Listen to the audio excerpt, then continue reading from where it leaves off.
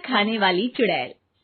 रात को अचानक राधिका मौसी को किचन से कुछ गिरने की आवाज आई। उन्होंने बाहर निकल के देखा तो किचन में उन्हें कोई सफेद साड़ी में दिखा। वो चीख पड़ी, हे भगवान, आलतू जलाल तू आई भला को टाल तू, आलतू जलाल तू आई भला को टाल तू। राधिका मौसी को चीखते सुनकर श्रवण बाहर आता है भागते हुए। अरे माँ, क्या हुआ? क्या देख लिया? दादी माँ आ गई क्या सपने में?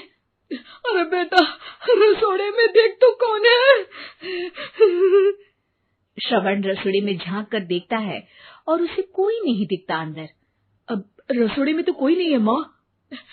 कोई सफेद साड़ी में नहीं है क्या? नहीं माँ, कोई भी नहीं है।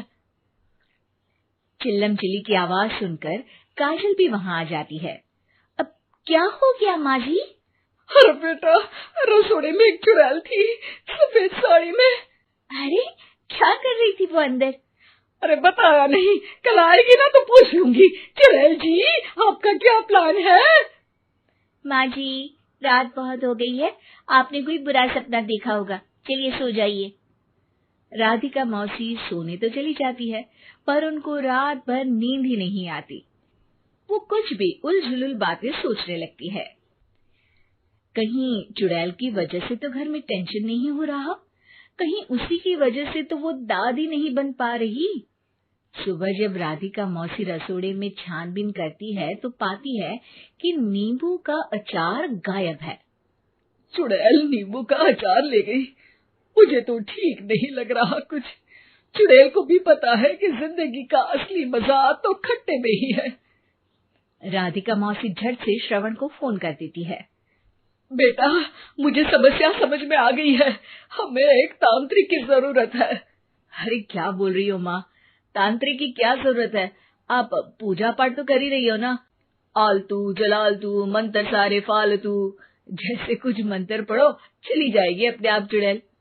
अरे नहीं बेटा, कभी चुड़ैल को कम नहीं समझते। अरे तुझे पता भी नहीं चलेगा कि कभी वो छल करके काजल की जगह घर की बहू खुद बन जाएगी। क्या माँ, कुछ भी बोल रही हो?